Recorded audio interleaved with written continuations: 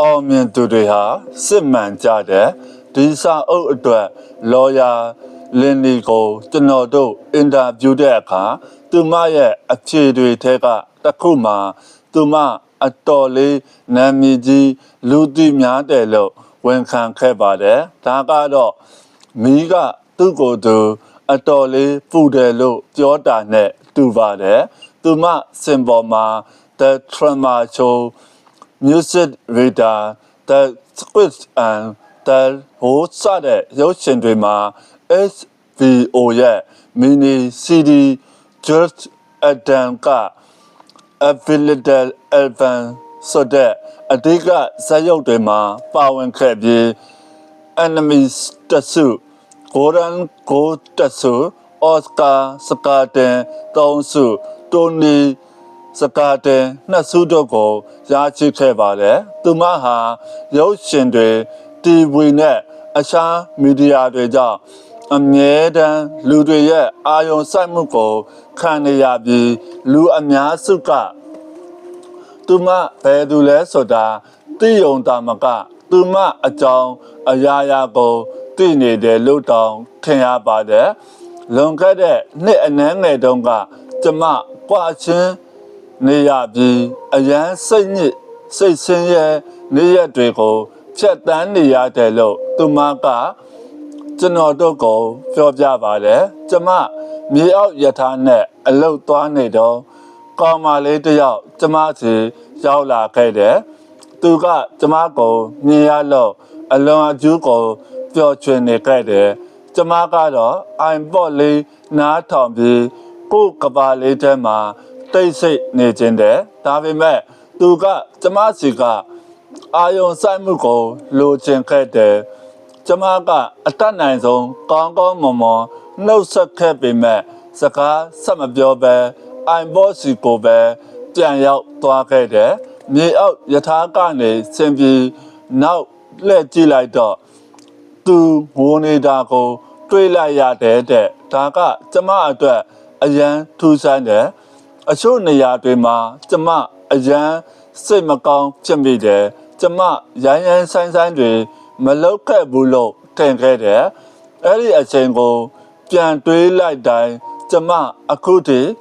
အရန်မတက်မတာခံစားနေရတုံးပဲလို့သူမကဆိုပါတယ်လင်းနီပြောတယ်လို့ပါပဲနာမည်ကြီးမှုကတင့်ရဲ့လူရှိကကိုဆိုတာကကျွန်တော်တို့ကဘာကြီးစီပြတာတဲ့ပုံစံနဲ့တင့်ရဲ့တကယ်ကိုတကားပိတ်ပြီးဘယ်သူမှမကြည့်တဲ့အခါမြင်ရမဲ့ကိုယ်ပိုင်ဘဝမှာရှိနေတဲ့လူတို့ကြားကမြင်းကိုမှုံဝါသွားစေနိုင်ပါတယ်ကျွန်တော်တို့အားလုံးအတိုင်းအတာတစ်ခုအထိလူရှိကပုံစံကိုထိန်းထားတတ်ကြပါတယ်ဘယ်သူကများစိတ်မကောင်းစရာနေ့တစ်နေ့အပြီးပါတီပွဲမှာပျော်ရွှင်တဲ့မျက်နှာနဲ့ဟန်မဆောင်ခဲ့ဘူးလို့လေဒါပေမဲ့ကိုတေချာသိမြင်သူတွေအတွက်တော့ဒီကိုနှစ်ခုကအရန်နှိစက်နေတဲ့အရာတွေဖြစ်နေတတ်ပါတယ်ဒါမှမဟုတ်အ ਨੇ ဆုံးတော့အဲ့ဒီနှစ်ခုဘာကြောင့်ကွာခြားလဲဆိုတာကိုအသိရှိနဲ့သိနေတတ်ပါတယ်တင့်ရဲ့လူရှိကကိုနဲ့တကယ်ကိုကြားကကွာဟချက်ကကျင်းမြောင်းလာတဲ့အခါအခြားသူတွေတင့်ကိုဘယ်လိုမြင်လဲဆိုတာကိုနားလည်ဖို့လွယ်ကူလာပါလိမ့်မယ်တင်ကကိုယ့်ရဲ့အစစ်အမှန်ကိုဝေမျှဖို့မကြောက်သူဖြစ်လာပြီးယုံကြည်မှုရှိတဲ့စစ်မှန်တဲ့လူအဖြစ်မြင်ခံရဖို့ပုံများလာပါတယ်အလားတူပဲတင်အပြန်အလှန်ဆက်ဆံမှုတွေကိုလည်းပိုပြီးတိကျကျအကဲဖြတ်လာနိုင်ပါလိမ့်မယ်သူ့ဖောက်တယ်တွေကိုကောင်းကောင်းစမ်းစစ်နိုင်ပြီးစစ်မှန်တဲ့လူအဖြစ်ရက်တည်နိုင်တဲ့အယောင်သမားတစ်ယောက်ကတာမန်လူထက်ပိုပြီးရောင်းရပါလိမ့်မယ်အင်တာဗျူးတစ်ခုမှာသူ့ရဲ့အဖြေတွေကိုရိုးသားစွာတင်ပြပြီးမှန်ကန်စွာအကဲဖြတ်နိုင်တဲ့အလုံးလျှောက်ထားသူတစ်ယောက်က အလို့ရဖို့ပုံများမှာပါကျွန်တော်တို့အများစုကလင်းနီလိုမျိုးစိတ်မကောင်းတဲ့နေ့ဒါမှမဟုတ်စပင်ပုံမကြတဲ့နေ့တစ်နေ့ online ပေါ်မှာ popular ဖြစ်သွားမလားဆိုပြီးစိုးရိမ်နေစရာမလိုပါဘူးသူမဟာသူမရဲ့လူရှိကကိုနဲ့တကယ်ကို winner brain function တွေလို့ဟန်ချက်ညီအောင်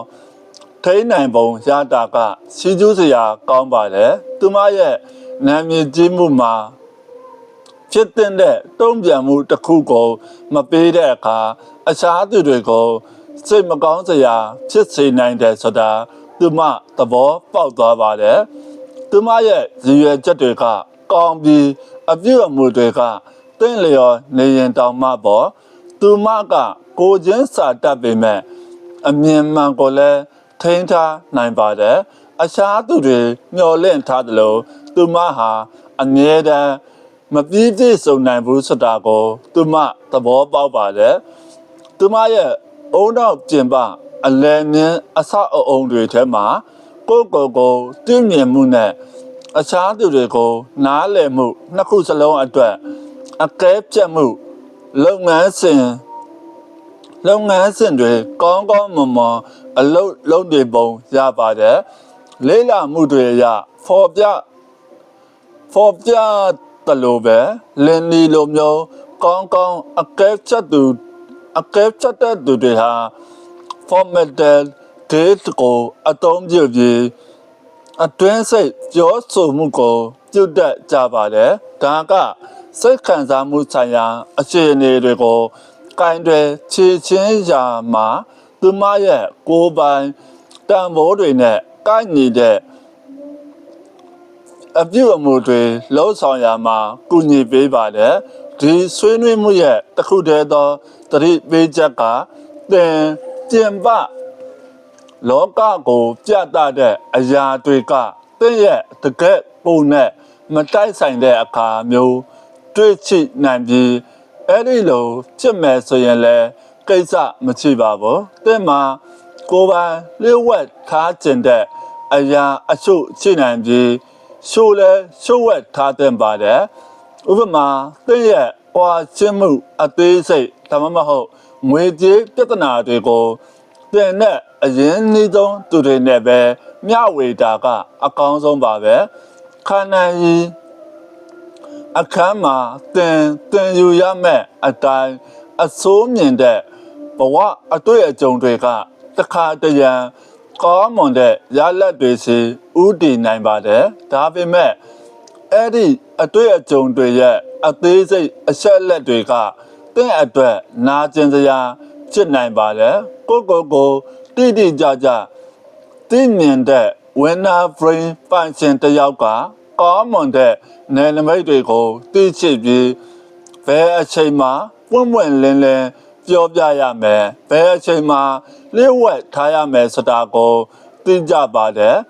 အောင်မြင်သူတွေကသူတို့ကိုသူတို့တင့်လျော်စွာမျှဝေခြင်းနဲ့ဘယ်နေရာမှာစီးပေါင်ထားရမယ်ဆိုတာကိုသိကြပါတယ်သင်ဘယ်သူလို့ထင်ပါသလဲသင်ရဲ့လူချိကကိုနဲ့တကယ်ကိုကြားကခွာခြားချက်ကိုသင်ကောင်းသိမြင်နိုင်တယ်လို့ထင်ပါသလားစာရွက်တစ်ရွက်ပေါ်မှာသင်ကိုသင်နဲ့ပတ်သက်တဲ့ဒီမေကွန်းကိုဖြည့်ကြည့်ပါပြည့်ရင်ယုံကြည်ရတဲ့တငယ်ချင်းတယောက်ကိုလည်းသင်နဲ့ပတ်သက်ပြီးဒီမေကွန်းတွေကိုဖြည့်ခိုင်းပါ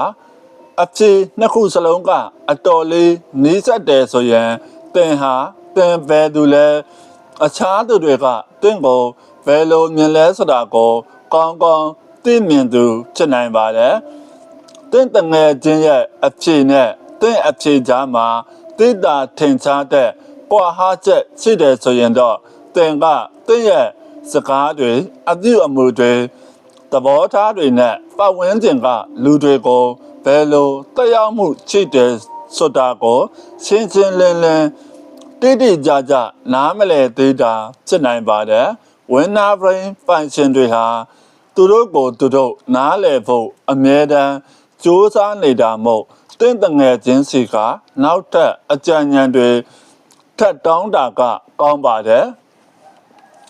နံပါတ်1လျှို့ဝှက်ချက်တစ်ခုကိုငါ့ကိုယုံကြည်စိတ်ချစွာပြောပြနိုင်မလားနံပါတ်2အရေးပေါ်အခြေအနေရှိရင်ငါ့ကိုဖုန်းခေါ်လို့ရမလားနံပါတ်3ငါ့ကိုကောင်းမွန်တဲ့တငယ်ချင်းဖြစ်စေတဲ့အခမ်းအနားဆုံးအချက်ကပါလဲနံပါတ်4ငါကလူတွေကိုလွယ်ကူခွင့်လွတ်တတ်သူလားဒါမှမဟုတ်အညိုအတေးထားတတ်သူလားနံပါတ်5ငါရဲ့ကိုဟန်အမူအရာကအခြားသူတွေကိုပါပြောနေလဲ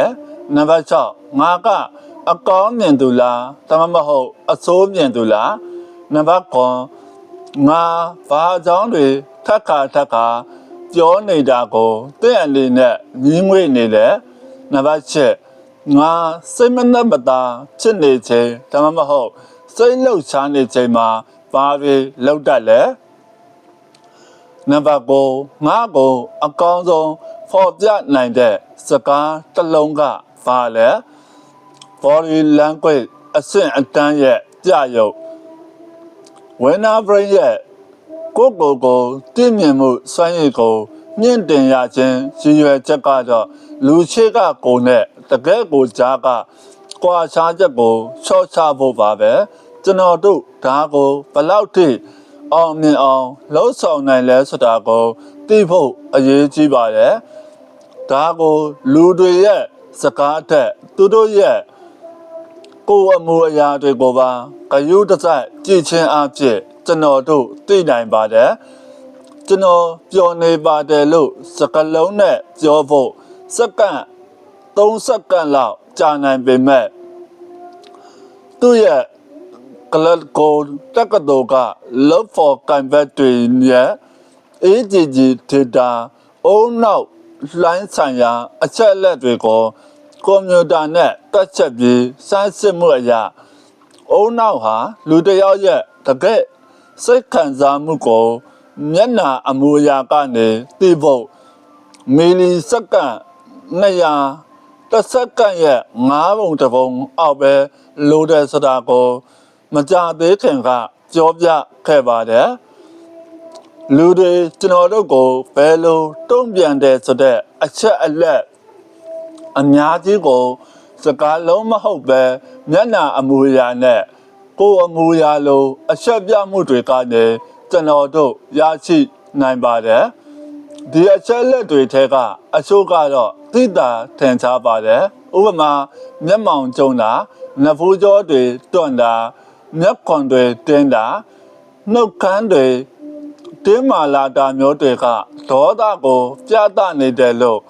ကဘာတဝန်းလုံးကနားလည်ထားကြပါတယ်ဒီလိုကဘာလုံးဆိုင်ရာအမူအရာ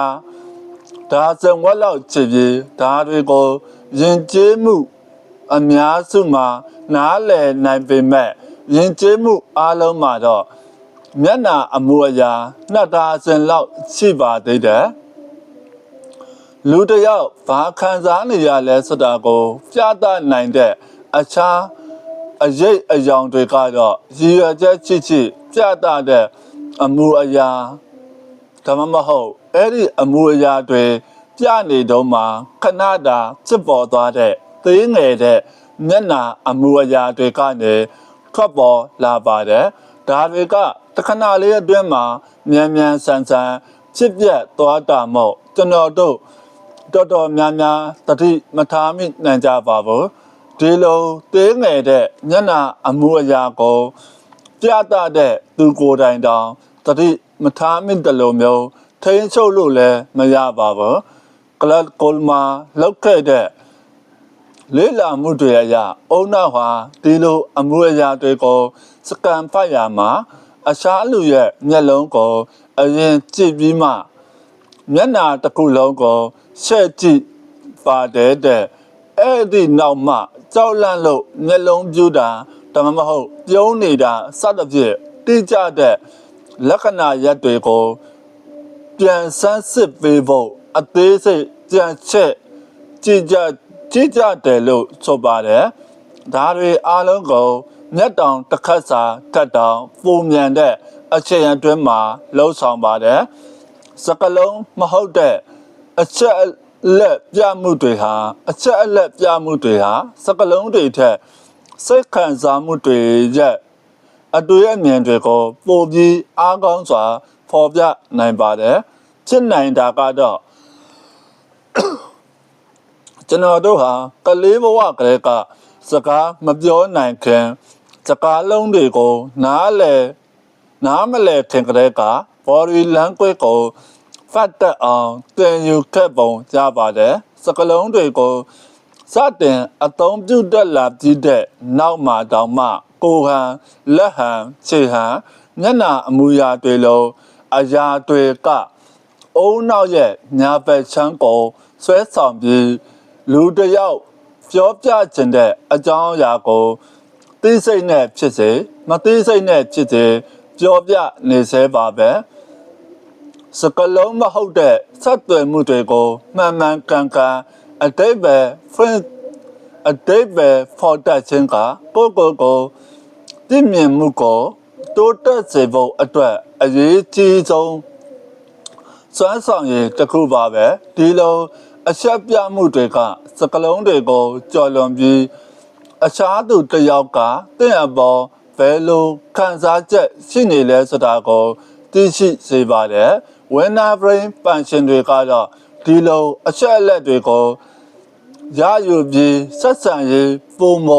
ကောင်းမွန်လာအောင်တုံ့ပြန်တတ်ပါတယ်ဒီလိုလှုပ်ဆောင်ရမှာရင်းနှီးပွင့်လင်းမှုကို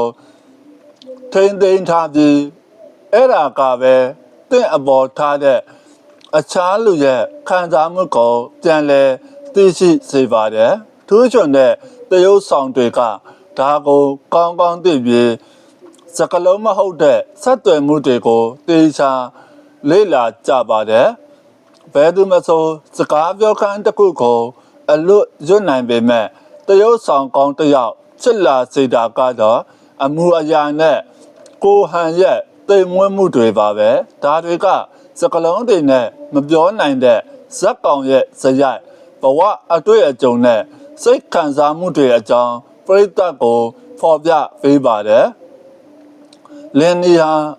အလွန်ချီးကျူးခံရတဲ့ FBO ဇလန်တွေဂျွန်အကယ်ဒမီမှာအဖိလစ်ပန်အယ်ဗန်ဇက်ကောင်ကိုဖန်တီးနေတော့အဲ့ဒီအကြောင်းကိုအများကြီးစဉ်းစားမိခဲ့တယ်လို့ကျွန်တော်တို့ကိုပြောပြခဲ့ပါတယ်သူမဇက်ကောင်အကြောင်းသိမသိရပေမဲ့အထုပ်ပတ္တိတစ်ခုမှာသူမခြေတော့ခွင့်နေတဲ့စတာကိုမှတ်စုတစ်ခုမှာတွေ့ခဲ့ရပါတယ်အဲ့ဒါလေးသိလိုက်ရုံနဲ့ကျမရဲ့သရုပ်ဆောင်ပုံကိုပြောင်းလဲသွားစေခဲ့ပါတယ်ခြေတော့ခွင့်တဲ့သူတယောက်ရဲ့ခန္ဓာကိုယ်ကြက်နေအောင်ဝတ်ဆင်ထားတဲ့အဝတ်အစားတွေကခန္ဓာကိုယ်ကိုဘယ်လိုဖြစ်စေလဲဆိုတာကိုကျမတွေးမိသွားတယ်အဲ့ဒါကကျမကိုတကူပြောပြနေတယ်လို့ပါပဲဒီလိုသတိထားမိသွားတာကကျမရဲ့သရုပ်ဆောင်မှုအထူးသဖြင့်စကားပြောဟန်ကိုပါတက်ရောက်မှုရှိတယ်လို့သူမကဆိုပါတယ်ကိုသိရှိမှုအတိတ်ပြစ္ဆုတ်ပန်တဲ့အနာက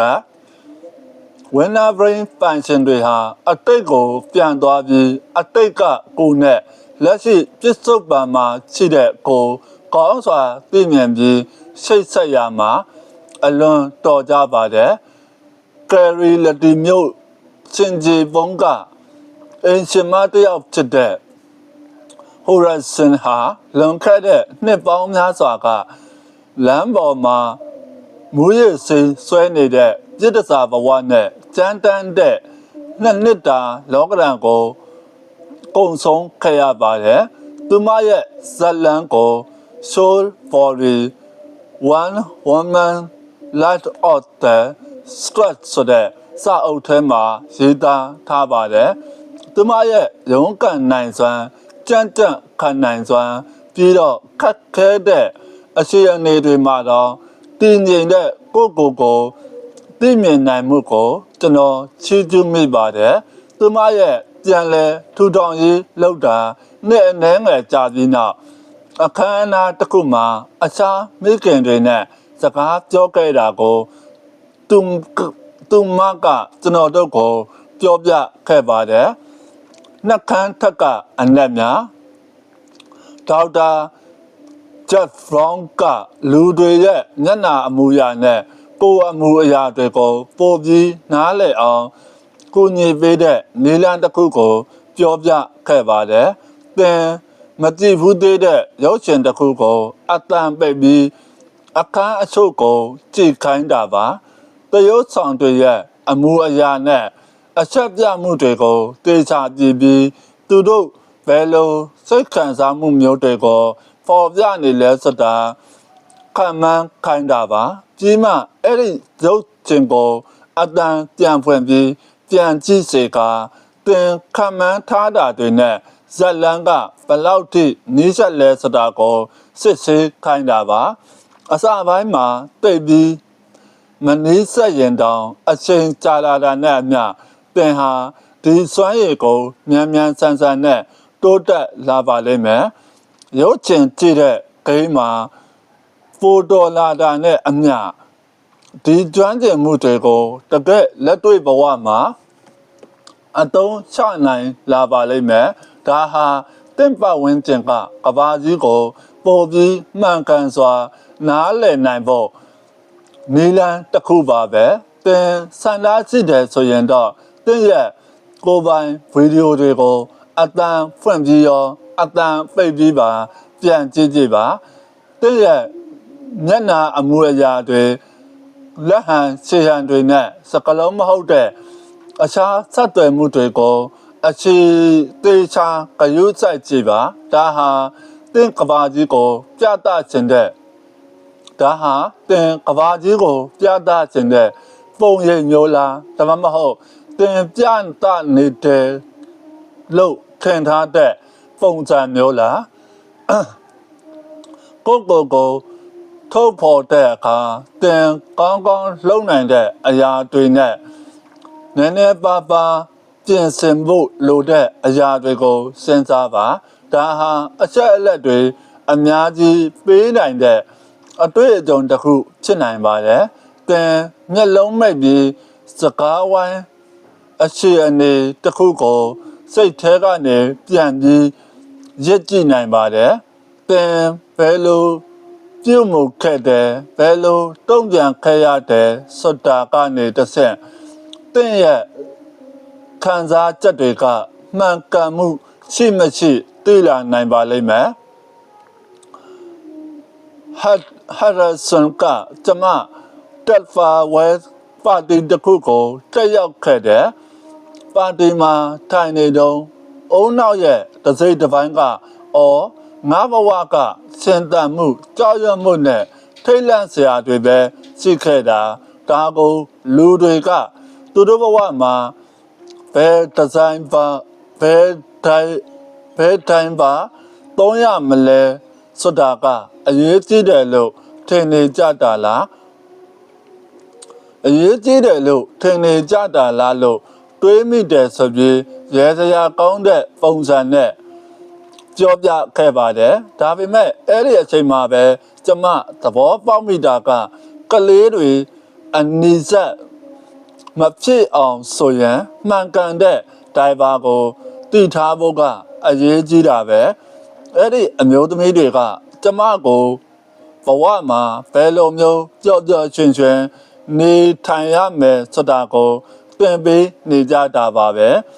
ကျမရဲ့အတိတ်ကနေသင်ယူခဲ့တဲ့သင်ခန်းစာတွေကလည်းတန်ဖိုးရှိပါတယ်အဲ့ဒါတွေကကျမကိုပိုပြီးကြန့်ခိုင်စေတယ်ပိုပြီးရုန်းကန်နိုင်စွမ်းရှိစေတယ်ကျမဘယ်လိုအခြေအနေမျိုးမှာပဲရှိနေပါတယ်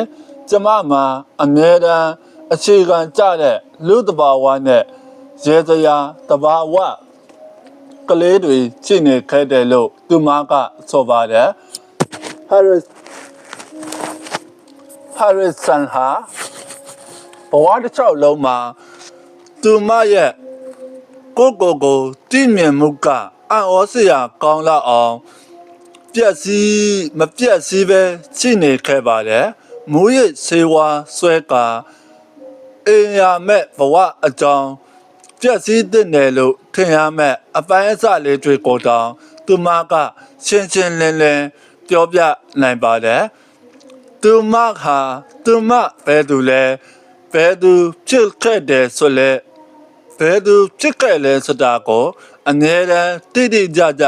သိနေပုံရပါတယ်ဒါဟာသူမအတွက်ကောင်းမွန်တဲ့အကျိုးသက်ရောက်မှုရှိခဲ့ပြီးလေးလာမှုတွေကနေပြသထားတဲ့အတိုင်းဒါကိုတကယ်ကို brain winner အတွေးအခေါ်ပါပဲလက်ရှိအခြေအနေဘယ်လိုရှိနေပါသေးတည်ငြိမ်တဲ့ခံစားချက်တွေရှိတဲ့သူတွေကရေးချေကိုတွေးတတ်ကြပါတယ်ငွေကြေးနဲ့ပတ်သက်လာရင်သူတို့ဟာရေးချေအတွက်ပိုကောင်းတဲ့ရွေးချယ်စရာတွေရှိမရှိမစင်စားပဲအလွယ်တကူငွေချလိုက်တာမျိုးကိုစိတ်မဝင်စားကြပါဘူးဒီသဘောကိုစီးပွားရေးပညာရှင်တွေနဲ့အုံနောက်သိပ္ပံပညာရှင်တွေကအချိန်ပိုင်းလျှော့ဈေးလို့ခေါ်ကြပါတယ်စတန်ဖို့တက္ကသိုလ်ကသူ့ရဲ့လောဖော်ကင်ဘတ်တွေကပြုလုပ်ခဲ့တဲ့2009ခုနှစ် FMRI လေးလာမှုတစ်ခုအရလက်ရှိကာလရဲ့